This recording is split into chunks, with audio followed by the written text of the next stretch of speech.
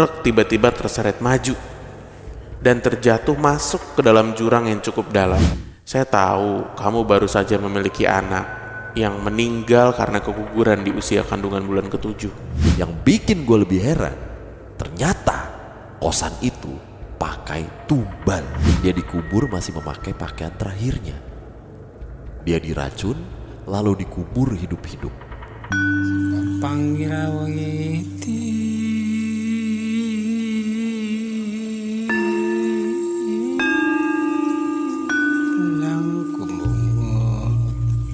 Panggawa parawanggati sajawandang kalawana bengke. Assalamualaikum warahmatullahi wabarakatuh. Shalom. Om Swastiastu. Namo Buddhaya. Salam kebajikan. Selamat datang kembali di podcast Malam Kliwon episode 664. Ya, itu dia. Selamat pagi, siang, sore, malam teman Kliwon. Sehat selalu ya. Amin. Dan lancar terus rezekinya. Amin ya Allah. Kita mau mengingatkan lagi nih di edisi sebelumnya juga udah diingetin buat teman-teman yang mau cerita bareng atau mau ngirim cerita sekarang dipermudah. Kami permudah dengan cukup WhatsApp ke nomor di bawah ini. Eta. Ya, mantap. Di bawah ini juga ada Liverpool. Hai. Gak apa-apa, bercanda ilah. Oke. Orang kok gak belajar dari pengalaman. Gak tenang harimu nanti. Nak. Kita udah mengkurasi beberapa cerita. Dan cerita pertama yang akan dibacakan ini adalah cerita dari teman Kliwon yang punya cerita dengan latar kosan ya. Kosan. Oke. Bener ya. Kosan nih kecil-kecil banget nih. Gue giniin dulu deh. Nah, Bisa itu dia. Bisa. Halo Bang, sehat selalu ya. Jadi gue mau cerita tentang kosan. Gak ada. Ya orang gak ada nyapa-nyapanya bener. Assalamualaikum. Halo semua gitu dong. Halo Bang, sehat selalu ya. Jadi gue mau cerita tentang kosan yang memakai tumbal. Tapi untuk nama gue samarin ya. Panggil aja gue Jumi. Jadi cerita ini jadi dulu tuh pas zaman kuliah, gue kuliah di Semarang. Di sana gue ngekos karena gue berasal dari Lampung. Kos-kosannya nggak jauh dari kampus. Dari luar sih kosannya tuh kelihatan biasa aja ya. Dan ya kosan kayak pada umumnya aja. Model kosan gue itu gabung sama yang punya rumah. Tapi posisi kamar kosan itu di belakang gitu. Jadi kalau malam pintu penghubung antara rumah ibu kos sama kamar anak-anak kosan itu tuh ditutup. Kalau siang kosan gue itu rasanya biasa aja. Tapi kalau udah sore rasa kosan itu udah mulai beda hawanya. Setiap temen gue main ke sana pasti nggak betah lama-lama. Katanya kosannya aneh. Ya sebenarnya gue udah ngerasain itu dari awal masuk. Jadi gue udah kurang berminat tuh dari awal masuk. Tapi karena orang tua yang nyuruhnya di situ, ya udahlah, akhirnya gue turutin. Jadi sebelum kejadian ini yang gue alami sendiri, teman-teman di kosan itu tuh udah duluan yang ngalamin. Anak-anak di kosan kami tuh punya kebiasaan kalau kosong atau nggak ada laporan, itu tuh nonton film bareng di kamar salah satu temen lah. Nontonnya bareng-bareng. Nah, ini tuh kejadiannya pas malam suro. Pas malam suro itu mereka seru-seruan nonton film horor. Tapi pas tengah nonton film, salah seorang dari temen gue itu noleh ke belakang. Yang kebeneran di tengah-tengah kamar kita itu ada meja sama kursi buat belajar bareng. Tapi pas dia noleh ke belakang ternyata dia melihat sosok pocong lagi duduk. Dan seketika dia pingsan. Besoknya sakit. Setahun kemudian gue baru masuk kosan itu. Sebulan 2 bulan pertama sih masih aman lah. Sampai akhirnya gue sendiri mulai mengalami hal aneh. Tepat di malam suro, gue tidur, tapi rasanya seperti tidur tapi tidak sepenuhnya.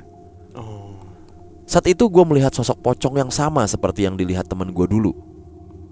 Awalnya gue melihat matanya yang biru. Dalam hati gue mikir, bagus amat nih softland. Ini matanya biru. Tapi lama-lama baru kelihatan jelas kalau itu memang sosok pocong. Gue ceritain kejadian itu ke teman gue dan dia bilang, iya emang ada. Setelah kejadian itu, hal-hal aneh makin sering terjadi. Yang bikin gue lebih heran, ternyata kosan itu pakai tumbal. Setelah malam suro itu, seminggu berikutnya gue sempat berpikir semuanya udah biasa aja. Tapi ternyata gue salah. Gue mulai dimimpikan oleh sosok wanita. Dia hitam pekat seluruh tubuhnya. Rambutnya sangat panjang. Dalam mimpi, dia minta tolong supaya makamnya dibuka dan dia dimakamkan secara layak. Gue gak bisa berbuat apa-apa selain berdoa. Entah kenapa, gue tahu persis bagaimana dia dimakamkan. Dia dikubur masih memakai pakaian terakhirnya. Dia diracun lalu dikubur hidup-hidup. Dan yang lebih merinding, ternyata wanita itu masih saudara pemilik kos. Dia adalah keponakannya sendiri. Sejak mimpi itu, kejadian aneh makin sering. Suatu waktu kami lagi kumpul di kamar teman, ngobrol santai. Tiba-tiba tas teman gua yang isinya buku-buku berat tuh jatuh sendiri. Padahal gak ada yang nyenggol. Kami langsung saling pandang. Dan benar saja, salah satu teman gua kerasukan si wanita tumbal itu. Untungnya belum parah. Kami tepuk-tepuk supaya dia sadar. Dan alhamdulillah dia sadar. Hari berikutnya, hanger baju jatuh sendiri. Besoknya lagi, nampan stainless jatuh dengan suara keras. Padahal posisinya di tengah meja. Gak ada angin, gak ada yang nyentuh. Selain itu, gue dimimpiin lagi sama wanita itu. Dia bilang kalau makamnya ada di kamar temen gue. Tempat dimana barang-barang sering jatuh. Saat itu gue langsung merinding dan bingung harus berbuat apa. Beberapa waktu setelah mimpi itu, kosan terasa agak aman. Sampai di suatu weekend, anak-anak kos pulang kampung.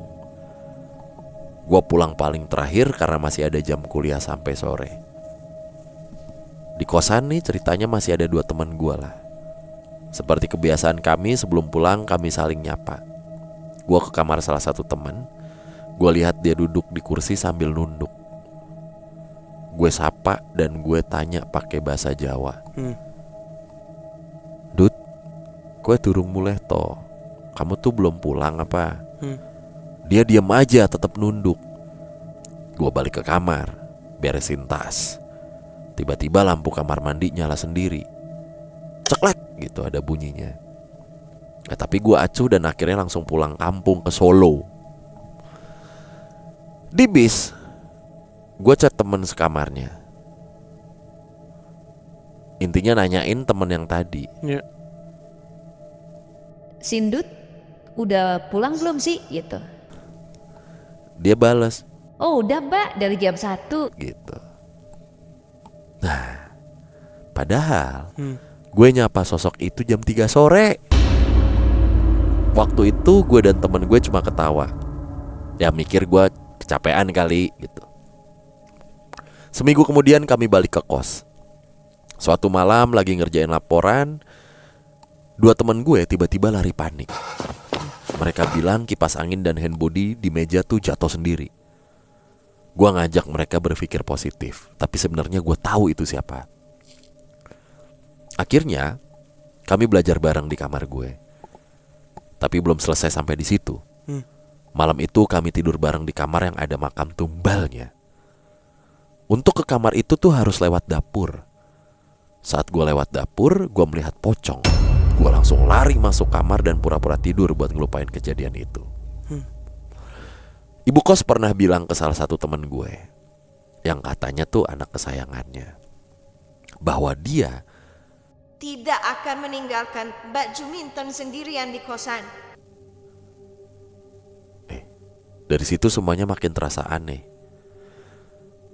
Sekian cerita dari gue. Maaf kalau ceritanya berantakan. Soalnya gue belum pernah cerita seperti ini. Oke. Semua nama disamarkan. Terima kasih bang. Semoga ceritanya dibacakan. Wah, ini penutup yang epic nih. Ibu kos pernah bilang ke salah satu teman gue bahwa dia tidak akan meninggalkan si Mbak Juminten sendirian di kosan. Itu maksudnya apa ya? Siapa Mbak Juminten Jadi Juminten ini? tuh siapa?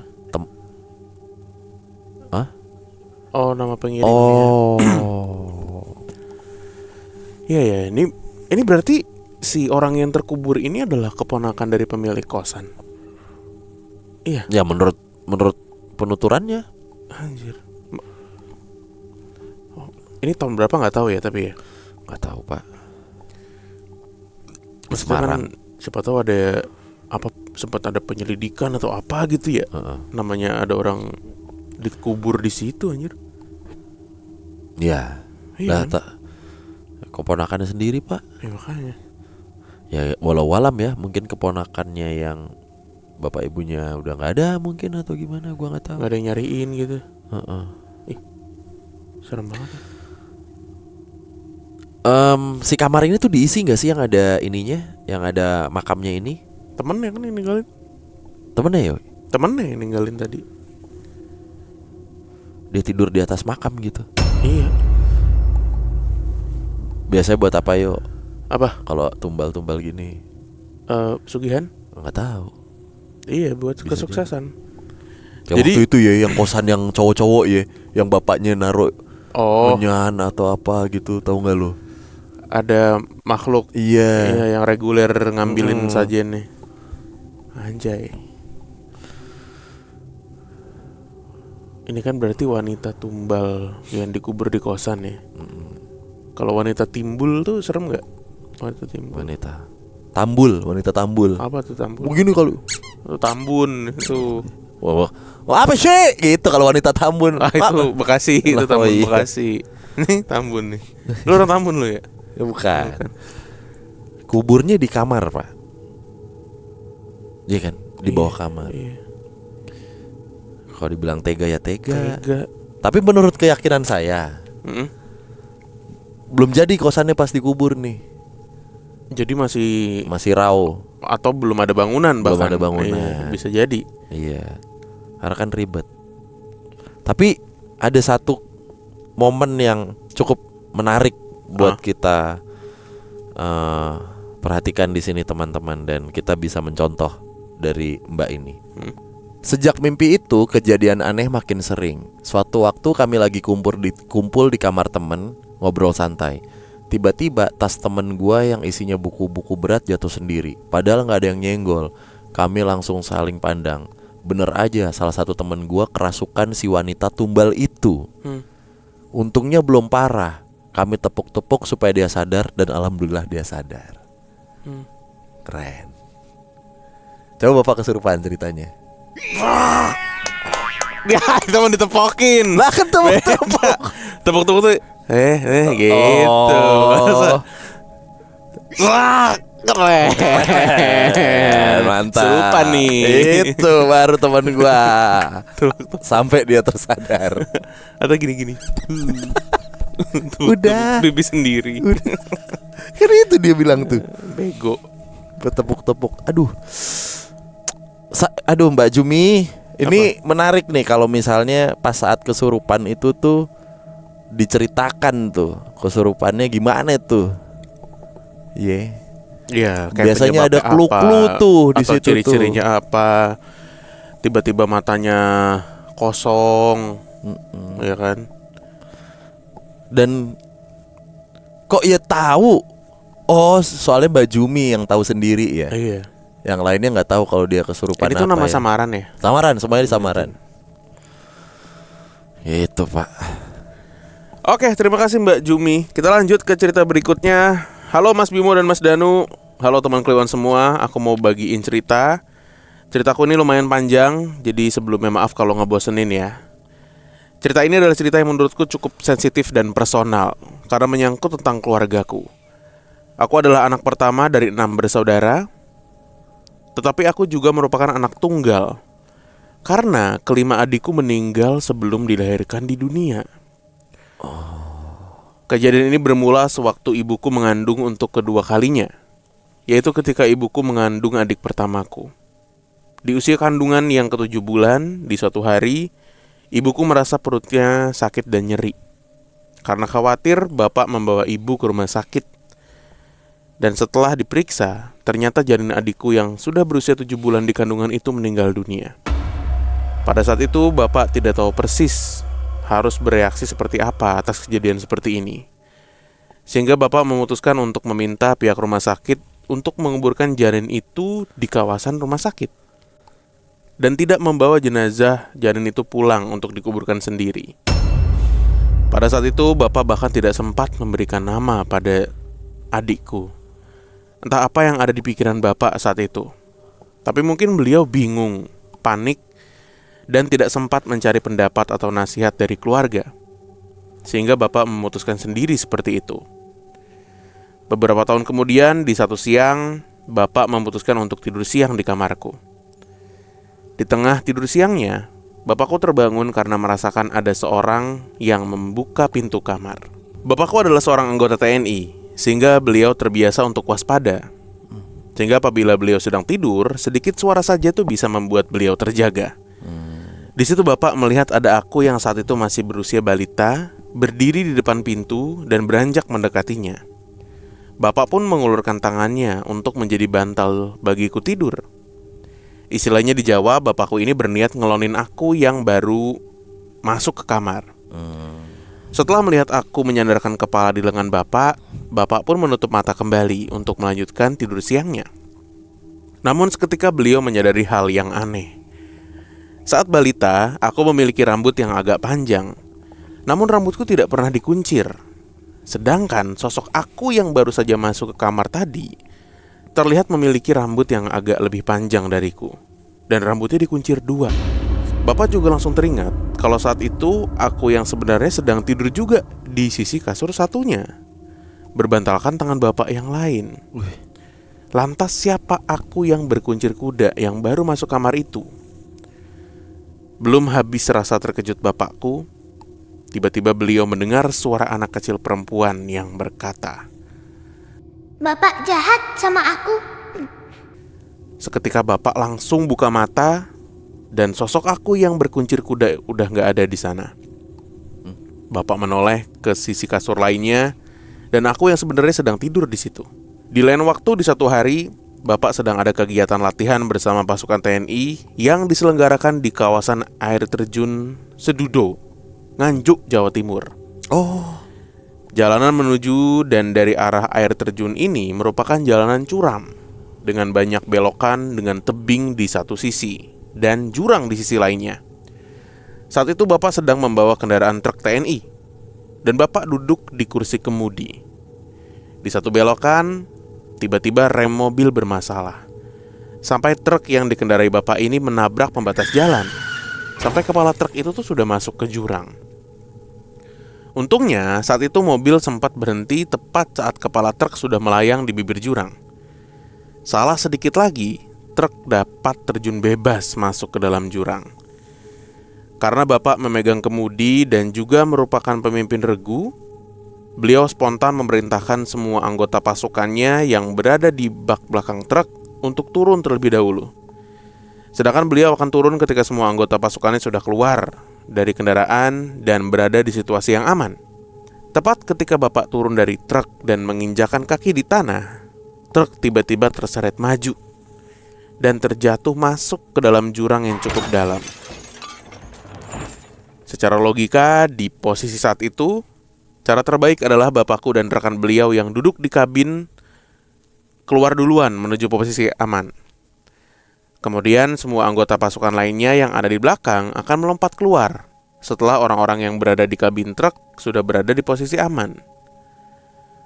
Posisi saat itu, roda depan truk bahkan sudah tidak menyentuh tanah, sehingga menurut Bapak harusnya turun lebih dulu. Namun aku tetap bersyukur Bapak dapat selamat dari kejadian itu. Cerita-cerita ini dipendam oleh Bapak sendirian dan gak diceritain ke siapapun, bahkan ke ibu. Sampai satu ketika kami sekeluarga berkunjung ke rumah kerabat jauh yang sudah sangat lama gak dikunjungi. Sebut aja Lek Parjo, kerabat jauhku yang tinggal di sebuah desa di Jawa Timur. Kami berkunjung ke rumahnya dan kami disambut dengan baik. Secara kebetulan, pada saat itu Lek Parjo tiba-tiba mengajak kami untuk menemui temannya. Kami ikut-ikut aja karena diajak. Sebut aja teman Lek Parjo ini Pak Aji lah ya. Begitu kami bertamu, Pak Haji ini tiba-tiba bergumam. Aduh, salah ini. Parah ini pokoknya. Kami bertanya-tanya dalam hati, apa maksud beliau? Akhirnya Lek Parjo pun bertanya apa maksud Pak Haji. Ini loh, saudaramu ini ngelakuin salah. Aku kasihan. Kami masih bingung dan menunggu penjelasan lebih lanjut dari Pak Haji. Kemudian Pak Haji menoleh ke arah Bapak dan dia bilang, Anda belum tahu salah Anda apa. Bapak menggeleng pelan sambil terlihat berpikir keras. Saya kasih tahu ya, ketika seorang perempuan mengandung dan usia kandungannya sudah mencapai 4 bulan, maka Allah memerintahkan malaikat untuk meniupkan ruh ke dalam janin yang berada di dalam kandungan. Maka sejak saat itulah bayi manusia hidup, ucap Pak Haji. Kami masih kebingungan. Dan sebelum kami bertanya, Pak Haji melanjutkan. Saya tahu kamu baru saja memiliki anak yang meninggal karena keguguran di usia kandungan bulan ke-7. Bapak terkejut mendengarnya. Apalagi baru kali ini kami bertemu dengan beliau. Bahkan Lek Parjo pun terkejut. Karena dia juga belum tahu soal ini. Karena sudah lama nggak berkabar antara kami dengan keluarga Lek Parjo. Meskipun meninggal dalam kandungan, tapi bayi itu sudah berusia 7 bulan. Artinya bayi itu sudah hidup, sudah merupakan seorang manusia. Dan semua manusia berhak untuk memiliki nama. Anda belum kasih dia nama kan? Tambah Pak Haji, yang semakin membuat kami terkejut. Bagaimana Pak Haji tahu? Setahu saya tidak pernah menceritakan hal ini ke Lek Parjo. Apalagi ke Pak Haji yang baru pertama kali kami temui hari ini. Tanya si Bapak. ya jelas saya tahu. Ini anakmu datang ke saya nangis, minta dikasih nama sama bapaknya. Ternyata Pak Haji adalah salah satu orang yang diberi karunia untuk dapat berkomunikasi dengan makhluk yang gak kasat mata. Dari penuturan Pak Haji itu, akhirnya Bapak memberikan adikku sebuah nama. Sayekti, atau kami memanggilnya Yekti. Yekti memiliki wajah yang sangat mirip dengan wajahku. Hanya saja dia adalah seorang perempuan dengan rambut panjang yang dikuncir 2. Hari itu Pak Haji juga memberikan beberapa kisah di luar nalar yang berhubungan dengan Yekti.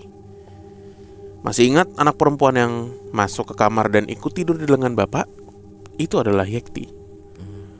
Begitu pula dengan cerita Bapak yang hampir masuk jurang bersama pasukan beliau. Ternyata menurut Pak Haji, ketika truk hendak masuk ke jurang, Yekti berusaha menahan truk itu supaya bapaknya bisa selamat. Untung saja saat itu Bapak turun belakangan. Karena kalau Bapak turun lebih dahulu, Yekti hanya menahan truk untuk menyelamatkan Bapak saja, tidak untuk seluruh pasukannya. Kalau Bapak turun duluan, bisa jadi Yekti langsung melepaskan truk itu, dan truk itu akan langsung meluncur ke dalam jurang, menewaskan satu pasukan yang ada di dalamnya. Ya, wallahu alam ya. Setelah pertemuan kami dengan Pak Haji di hari itu, adikku Yekti masih beberapa kali menampakkan diri.